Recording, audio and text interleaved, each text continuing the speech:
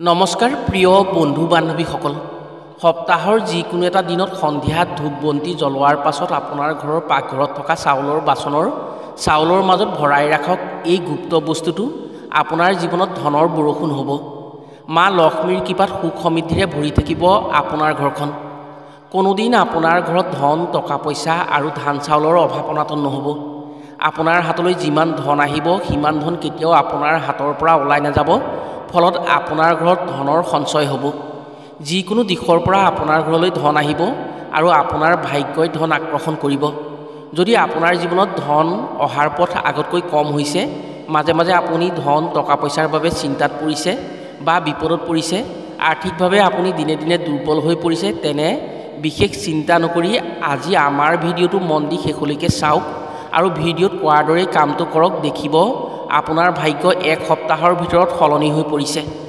যিকোনো প্ৰকাৰে আপোনাৰ হাতলৈ ধন টকা পইচা আহিবই আপোনাৰ ক্ষেত্ৰত যি ধনৰ সমস্যা হৈ আছিল মাতা লক্ষ্মীৰ কৃপাত সেই সকলোবোৰ লাহে লাহে নাইকিয়া হৈ পৰিব বহু মানুহে নিজৰ ৰান্ধনি ঘৰত চাউলৰ বাচনত এই কাম কৰি ধন সুখ লাভ কৰিব পাৰিছে এই কামৰ জৰিয়তে ঘৰত লক্ষ্মী দেৱী স্থায়ীভাৱে বাস হয় আৰু ঘৰখনত সুখ সমৃদ্ধি আহে আজিৰ ভিডিঅ'ত আমি আপোনাক জনাম এটা জ্যোতিষশাস্ত্ৰৰ এনে উপায়ৰ কথা যিটো উপায় যদি আপুনি ভালকৈ কৰিব পাৰে 1 টকাও খৰচ নোহোৱাকৈ আপুনি জীৱনৰ পৰা ধন টকা পইচাৰ সকলো অভাৱ অনাটন নাইকিয়া কৰিব পাৰিব কেৱল মাত্ৰ সপ্তাহৰ যিকোনো এটা বাৰত আপোনাৰ ঘৰৰ ৰান্ধনি ঘৰত থকা চাউলৰ বাচনত সন্ধিয়া ধূপ বন্তি জ্বলোৱাৰ সময়ত এটা বস্তু ভৰাই ৰাখিব পাৰিলেই হ'ল আপোনাৰ জীৱনৰ পৰা ধন টকা পইচাৰ নাটনি সমস্যা একেবাৰে নাইকিয়া হৈ পৰিব এই সাধাৰণ উপায়টোৰ জৰিয়তে আপোনাৰ জীৱনৰ দৰিদ্ৰতা অন্ত পৰিব লগতে স্বয়ং মা লক্ষ্মীৰ কৃপাত ঘৰলৈ ধন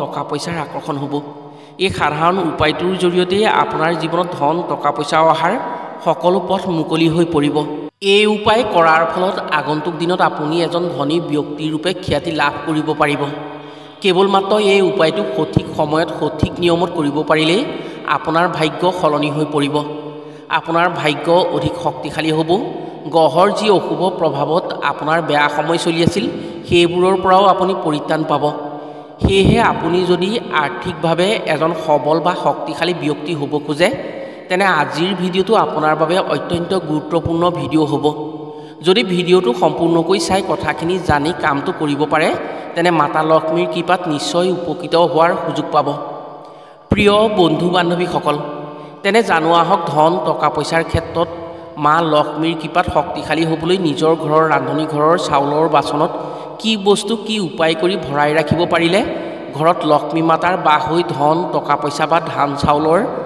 কোনোদিন অভাৱ অনাটন নহয় উপায়টোৰ কথা কোৱাৰ আগতেই আপোনাক এটি সৰু অনুৰোধ জনাওঁ ভিডিঅ'টো যদি ভাল পায় তেনে এটা লাইক কৰাৰ লগতে কমেণ্ট বক্সত জয় মা লক্ষ্মী বুলি লিখিবলৈ কেতিয়াও নাপাহৰিব আৰু যদি আমাৰ চেনেললৈ প্ৰথম আহিছে তেনে চেনেলটো ছাবস্ক্ৰাইব কৰাৰ লগতে অন্য 10 জনে উপকৃত হোৱাকৈ ভিডিঅ'টো শ্বেয়াৰ কৰিবলৈ অনুৰোধ জনালোঁ এই উপায় কৰাৰ ফলত আপুনি যি কামেই নকৰক কিয় আপুনি নৱগ্ৰহৰ পূৰ্ণ সমৰ্থন পাব বিপদ বিঘিনি নোহোৱাৰ লগতে কোনোদিন একো ক্ষেত্ৰত আনৰ ওচৰত হাত পাতিবলগীয়া নহ'ব হিন্দু শাস্ত্ৰ অনুসৰি লক্ষ্মী দেৱী হৈছে ধন ঐশ্বৰ্যৰ গৰাকী মা লক্ষ্মী হৈছে স্বয়ং শ্ৰীহৰি বিষ্ণুৰ পত্নী ধন টকা পইচা আৰু ধান চাউলক লক্ষ্মী মনা হয় হিন্দু শাস্ত্ৰ অনুসৰি ধান চাউলক লক্ষ্মীৰ বাসস্থান বুলিও কোৱা হয় সেয়েহে বহুতেই ধান চাউলক লক্ষ্মী জ্ঞান কৰি ভক্তি কৰে যিখন ঘৰত ধান চাউলৰ অনাদৰ হয় সেইখন ঘৰত কেতিয়াও লক্ষ্মী বাস নহয় আৰু ধন টকা পইচাৰ অভাৱ অনাটন হয় বিশ্বাস অনুসৰি লক্ষ্মী দেৱী সন্ধিয়াৰ সময়ত গৃহপ্ৰৱেশ হয় সেয়েহে সন্ধিয়াৰ সময়ত জনাসকলে নিজৰ ঘৰত ধূপ বন্তি জ্বলাই লক্ষ্মীক বন্দনা কৰে এই সময়ছোৱাত যদি আপোনাৰ ঘৰৰ চাউলৰ বাচনত উপায়টো কৰি বস্তুটো ভৰাই ৰাখিব পাৰে তেনে বিশ্বাস কৰক আপোনাৰ মহা সৌভাগ্য উদয় হ'ব ঘৰত মাতা লক্ষ্মী বাস হ'ব আপোনাৰ জীৱনত বন্ধ হৈ থকা কামো পুনৰ চলন্ত হৈ পৰিব ধাৰ ঋণৰ সমস্যা একেবাৰে নাইকিয়া হ'ব আৰু ভাগ্যৰ পৰিৱৰ্তন আহি মনৰ ইচ্ছা পূৰণ কৰিব পাৰিব দৰিদ্ৰতাই আপোনাক কেতিয়াও স্পৰ্শ কৰিব নোৱাৰিব মাত্ৰ ভিডিঅ'টো ভালদৰে চাওক আৰু উপায়টোৰ বিষয়ে জানি লওক প্ৰথম উপায়টো হৈছে ধন টকা পইচাৰ বৃদ্ধিৰ উপায় যদি আপুনি বিচাৰে যে আপোনাৰ জীৱনত যি ধন টকা পইচা আছে সেইসমূহ বৃদ্ধি হওক আপোনাৰ হাতলৈ যিকোনো প্ৰকাৰে ধন আহক, তেনে যিকোনো এটা শুক্ৰবাৰৰ সন্ধিয়াৰ সময়ত এই উপায়টো কৰিব লাগিব। লক্ষ্মী দেৱীৰ বাবে কৰা উপায় সন্ধিয়াৰ সময়ৰ বাদে অন্য সময়ত কেতিয়াও নকৰিব। যদি সন্ধিয়া ধূপ বন্তি জ্বলাই লৈ উপায়টো কৰে তেনে অতি শুভ হ'ব। সন্ধিয়া সময়ত স্নান কৰিব। স্নান কৰি শুদ্ধ বস্ত্ৰ অৰ্থাৎ চাফা বস্ত্ৰ পিন্ধি নিজৰ ঘৰৰ প্ৰাৰ্থনা গৃহ বা গোসাঁই ঘৰলৈ যাব। নহ'লে আপোনাৰ ঘৰত থকা মাতা লক্ষ্মীৰ ফটো বা মূৰ্তিৰ ওচৰলৈ যাব। শুক্ৰবাৰটো মা লক্ষ্মীক পূজা কৰাৰ অতি পবিত্ৰ দিন। সপ্তাহৰ এইটো দিনত শাস্ত্ৰ অনুসৰি মাতা লক্ষ্মীক পূজা কৰা হয়। সেয়েহে এই দিনটোত মা লক্ষ্মীৰ বাবে কৰা উপায়ৰ ফলপ্ৰাপ্তি হয়। যেতিয়া আপুনি মাতা লক্ষ্মীৰ মূৰ্তি বা ফটোৰ ওচৰলৈ যাব, অকণমান গংগাজল বা শুদ্ধ জলেৰে মা লক্ষ্মীৰ চৰণ ধুৱাব। ইয়াৰ পাছত আপুনি ৰঙা শলিতাৰে এগুচি ঘিউ বা সৰিয়হৰ তেলৰ বন্তি জ্বলাব। ইয়াৰ পাছত এখন ৰঙা কাপোৰত এমুঠি নিখুঁত চাউল দিব আৰু এটা এটকীয়া মুদ্ৰা 11টা জালুক সেই চাউলৰ মাজত ভৰাই দি এটা টোপোলা বনাব। পাৰিলে এপাহ সুগন্ধি ফুল সেই টোপোলাটোৰ ওপৰত ৰাখি ধনলক্ষ্মীক স্মৰণ কৰি 11 বাৰ ওম ধনলক্ষ্মীয়ে নমঃ, ওম ধনলক্ষ্মীয়ে নমঃ মন্ত্ৰটি জপ কৰিব। ইয়াৰ পিছত সেই টোপোলাটো মাতাৰ চৰণত স্পৰ্শ কৰাই মাতাক ধন্যবাদ জনাব। ইয়াৰ পিছত সেই টোপোলাটো মাতাক সেৱা জনাই আপুনি তাৰ পৰা উঠাই আনিব। উঠাই আনি আপুনি আপোনাৰ ঘৰৰ য'ত ধন টকা পইচা ৰাখে সেই বাকচত ৰাখি দিব। এই উপায়ৰ ফলত আপোনাৰ ঘৰত ধনৰ বাকচলৈ মা লক্ষ্মীক আমন্ত্ৰণ জনোৱা হ'ব। মাতা লক্ষ্মীৰ সুগন্ধি ফুল অতিকে প্ৰিয় আৰু জালুক হৈছে ধন আকৰ্ষণৰ বস্তু। চাউল হৈছে লক্ষ্মী স্বৰূপা। সেই টোপোলাটোত যি এটকীয়া পইচা দি ধন লক্ষ্মীৰ জপ মন্ত্ৰ কৰিলে সেই মন্ত্ৰৰ শক্তিৰ দ্বাৰা সেই মুদ্ৰাত ধন আকৰ্ষণৰ এক যোগাত্মক শক্তিৰ প্ৰভাৱ পৰিব। সেয়েহে যি স্থানত আপুনি উপায় কৰা টোপোলাটো ৰাখিব সেই স্থানলৈ ধনৰ আকৰ্ষণ হ'ব। এই উপায় যদি সম্পূৰ্ণ বিশ্বাস আৰু শুদ্ধভাৱে কৰিব পাৰে তেনে কোনোদিন আপোনাৰ ঘৰত ধনৰ বাকচত ধন খালী হ'ব নোৱাৰে আৰু যিকোনো প্ৰকাৰে সেই বাকচলৈ ধন আকৰ্ষণ হৈ ধন আহিবই। আপোনাৰ ঘৰত লাহে লাহে ধন টকা পইচাৰ আগমন বেছি হ'ব। এই উপায় কৰাৰ পাছত আপুনি দেখিব আগন্তুক দিনত আপোনাৰ ধনৰ অভাৱ কেতিয়াও নাইকিয়া হ'ব আৰু আপুনি এজন ধনসুখী মানুহ হ'ব পাৰিব। দ্বিতীয় উপায়টো আপুনি ৰান্ধনি ঘৰত কৰিব লাগিব। এই উপায় সপ্তাহৰ যিকোনো এটা দিনত কৰিব পাৰিলেই হ'ল। এই উপায় পুৰুষ মহিলা সকলোৱে কৰিব পাৰে যদিও ঘৰত যিগৰাকী মহিলাই খাদ্য ৰান্ধে সেইগৰাকীয়ে যদি উপায়টো কৰিব পাৰে তেনে বেছি ভাল হয়। এটা কথা ঠিক, এই উপায় কৰাৰ ক্ষেত্ৰত কিছুমান নিয়ম নীতি মানিব লাগিব। যদি শুদ্ধভাৱে কৰিব পাৰে তেনে যিমান দুখীয়া হ'লেও নিজৰ জীৱনৰ দৰিদ্ৰতা দূৰ কৰাত বেছি সময় নালাগিব। এই উপায় যদি কৰাৰ কথা ভাবে তেনে সেই দিনটো আপুনি ব্ৰতত থাকিব লাগিব। যদি ব্ৰতত থাকিব নোৱাৰে তেনে কোনো ধৰণৰ আমিষ আহাৰ গ্ৰহণ কৰিব নোৱাৰিব। উপায়টো সন্ধিয়াৰ সময়ত কৰিব লাগিব। সন্ধিয়াৰ সময়ত আপুনি স্নান কৰিব আৰু যদি আপোনাৰ ঘৰত তুলসী গছ আছে তেনে সেই তুলসী গছৰ তলত এগছি বন্তি জ্বলাব। ইয়াৰ পিছত আপুনি ৰান্ধনি ঘৰৰ ভিতৰলৈ আহি ৰান্ধনি ঘৰৰ উত্তৰ পূব কোণলৈ যাব। হাতত এমুঠি চাউল, 3টা লং আৰু 3টা লক্ষ্মী কৰি লৈ উত্তৰমুখীকৈ এই মন্ত্ৰটি 3 বাৰ জপ কৰিব।